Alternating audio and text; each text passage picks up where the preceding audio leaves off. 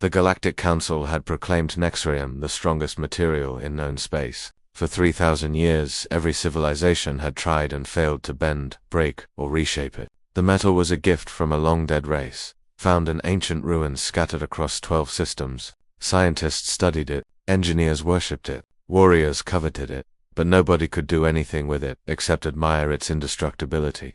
Fiza stood in the cargo bay of the Meridian Dawn, her dark eyes scanning the 6-meter rod of pure Nexium that had just been delivered. The metal gleamed with an otherworldly silver-blue sheen, its surface perfectly smooth and impossibly cold to the touch. "That's 30 million credits lying there," Stein said, leaning against the doorframe with his arms crossed. The human engineer had messy blonde hair and grease stains on his jumpsuit that he wore like medals of honor. Just sitting there, looking pretty, doing absolutely nothing. "The Volsuri Empire paid us to transport it to their research facility on Kepler 4 for to be," Fiza replied, adjusting the manifest on her datapad. As the ship's captain, she'd transported many precious cargoes, but never anything quite like this. "They want to study its molecular structure." "Again," Stein snorted. "They've been studying Nexium for centuries. You know what they've learned? That it can't be bent, melted, or cut. Real groundbreaking stuff. And you think you're smarter than the galaxy's top scientists?" Fiza raised an eyebrow,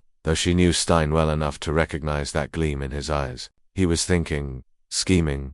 That usually meant trouble or brilliance. Sometimes both. "Not smarter," Stein said, walking into the cargo bay. He circled the rod like a predator studying prey. "Just different. They're trying to change it. I'm thinking about using it." "For what?" "We've got a problem, Captain." Stein tapped the deck with his boot. "Our starboard stabilizer mount is cracked. Stress fractures from that gravity well we dodged near Proxima. We need to lift the entire assembly to replace the coupling, but the hydraulic jacks can't handle the weight in this gravity. We'd need to dock at a station, which would delay us by 2 weeks and cost us the delivery bonus." Fiza understood immediately. The bonus was significant enough to keep her crew paid for 6 months. But more than that, she'd given her word to deliver on time. In the lawless frontier sectors, reputation was everything. "So what are you suggesting?" Stein patted the Nexium rod. "Leverage, basic physics. Give me a lever long enough and a fulcrum on which to place it, and I shall move the world. Some dead Earth philosopher said that. Archimedes, I think. You want to use 30 million credits worth of irreplaceable ancient metal as a lever." Fiza couldn't keep the disbelief from her voice. "It's perfect for it. It won't bend under the load, won't break, won't deform. It's literally the best lever in the galaxy." Stein's grin was infectious. "We set up a fulcrum point, slide this beauty under the stabilizer assembly, and lift. Simple mechanics. We fix the ship, deliver the cargo on time, get the bonus, and the Nexium arrives completely undamaged. Everyone wins." Fiza stared at the rod, then at Stein, then back at the rod. The idea was insane, using the galaxy's most precious material as a simple tool, like a crowbar in a repair shop. The Volsuri would be horrified if they knew. The Galactic Council would probably have both of them arrested for desecration of a historical artifact, but it would work. "You're absolutely certain it won't damage the Nexium?" she asked. "Captain, the only thing that could damage Nexium is probably a supernova. Maybe, we're just going to lean on it a bit." 3 hours later, Fiza found herself in the engine compartment with half her crew, watching Stein orchestrate what had to be the most expensive repair job in galactic history. He'd positioned a reinforced support beam as a fulcrum, then carefully slid the Nexium rod beneath the massive stabilizer assembly that hung suspended above the deck.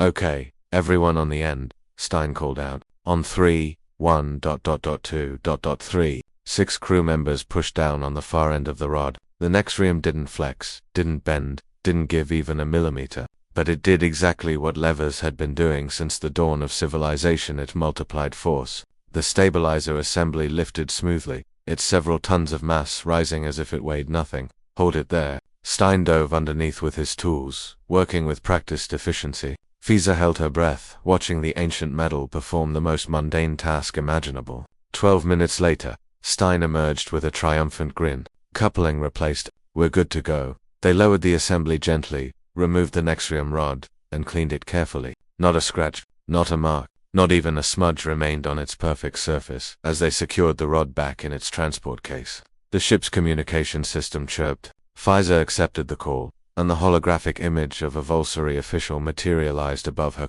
crystalline features, with multiple eyes that seemed to judge everything. "Captain this is Administrator Kelva." We are transmitting updated research data on the Nexrium sample. Our scientists have just published a new paper on its theoretical applications. However, the conclusion remains the same. Nexrium's properties make it functionally useless. It cannot be modified or shaped into any practical tool or weapon. A remarkable material with no practical purpose whatsoever. Pfizer glanced at Stein, who was trying not to laugh. We'll be sure to read that paper, Administrator. Very enlightening, I'm sure.